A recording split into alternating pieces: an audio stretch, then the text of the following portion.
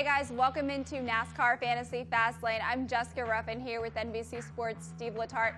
You know, we were at Richmond last week, Steve, and now we're headed to the Charlotte Road Course. I feel like we've been talking about it for months now. We're finally here. It's a new experience for everybody, including these drivers. So what can you expect, if anything, this weekend? Well, I think we're not exactly sure what to expect on the racetrack, but what I've seen so far in testing is this road course is unlike anything we've seen on the NASCAR circuit, really because of the runoff. It's almost like a street course, if you can imagine it. The infield has very little runoff to the right or to the left, so if drivers make a mistake, they're going to have a major accident, maybe hit the tire barrier. We've seen already in testing, guys hit the tires in turn 1. We saw Ryan Blaney have an incident in turn 3, the right-hander as we go into the infield. Then they climb the banking, runs turns 1 and 2 down into that chicane. That is a major point of contention with the drivers, not just the amount the cars have to turn, but the curbing has been very difficult on the cars. And then there's another chicane on the front stretch. So in my mind, this is going to be a race about survival. The first thing you have to do is survive. That's the only way you can end up winning.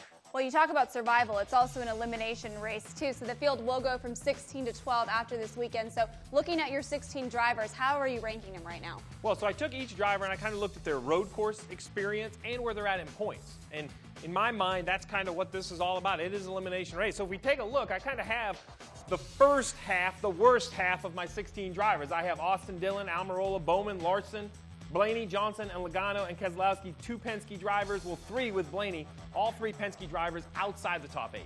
Well, the Larson one surprises me a little bit just because you have been so high on him as a potential champion. I think you picked him at the beginning of the playoffs, right? Well, we're not going to crown a champion at the Roval. We're going to eliminate 4 drivers, and the goal is to not eliminate Kyle Larson. I think he's decent in points. He's about 20 or so above the cut line. But when I look at his road course numbers, they just don't really add up. He's 6th at Watkins Glen, but that's his only finish better than 12th in all 8 road course races.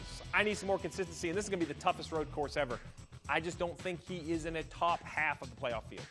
All right, well, these are your bottom half of your 16, so let's see the top half of your 16. Yeah, so the bottom half definitely won't be getting played, but the top half, Kurt Busch, Hamlin, Jones, Elliott, Clint Bowyer, Kevin Harvick, and probably no surprise, Martin Truex Jr. and Kyle Busch, my top 1 and 2 playoff drivers. It doesn't matter if it's a mile and a half or a road course. These guys are really, really good.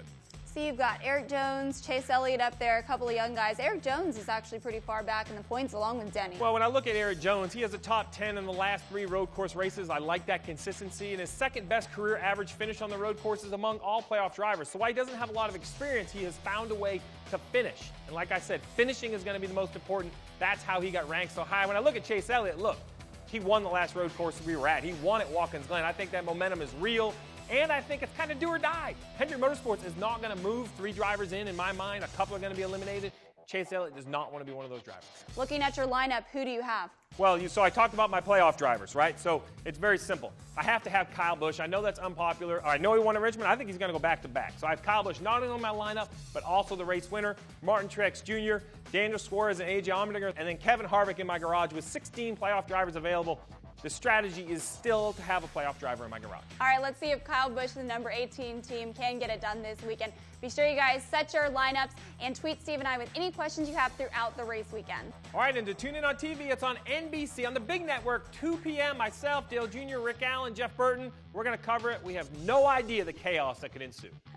All right, and guys, don't forget, you can win a truck built by fans for fans. Head to NASCAR.com/playoffs promo now to enter for your chance to win the fan-built Chevy, Ford, or Toyota truck.